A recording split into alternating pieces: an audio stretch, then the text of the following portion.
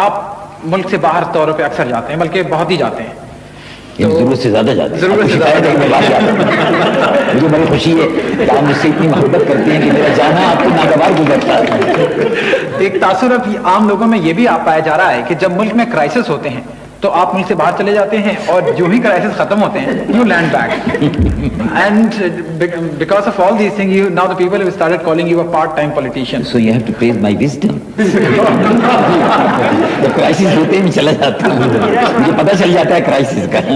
باہر میں جاتا ہوں تو اپنی تبلیغی دوروں پر جاتا ہوں. ورلڈ اسلامک مشن ہے ہماری ایک مذہبی تبلیغی آرگنائزیشن ہے جس کا کام Europe, Africa, South America, United States, Australia, New Zealand, دنیا کے مختلف مقامات پر اس کی 40 سے زیادہ برانچز ہیں.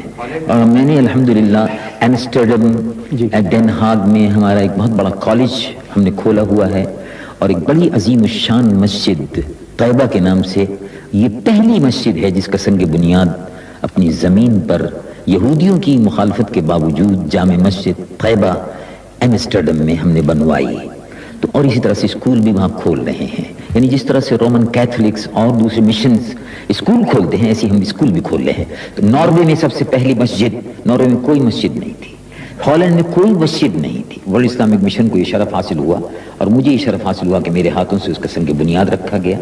تو لندن میں، لیسٹر میں، مانچسٹر میں، ناروے کے صدر مقام اوسلو میں، اور ایمسٹرڈم میں، ڈین ہاگ میں، اور اس طرح سے پیرس میں، قلب پیرس میں، وسط پیرس میں، اور اس طرح سے آسٹریلیا میں، اور سرینام، ساؤتھ امریکہ، اور نیو یارک میں. لاسٹ ایئر نیو یارک میں ایک بڑی عظیم الشان مسجد کا بروکلن میں ہم نے سنگ بنیاد رکھا.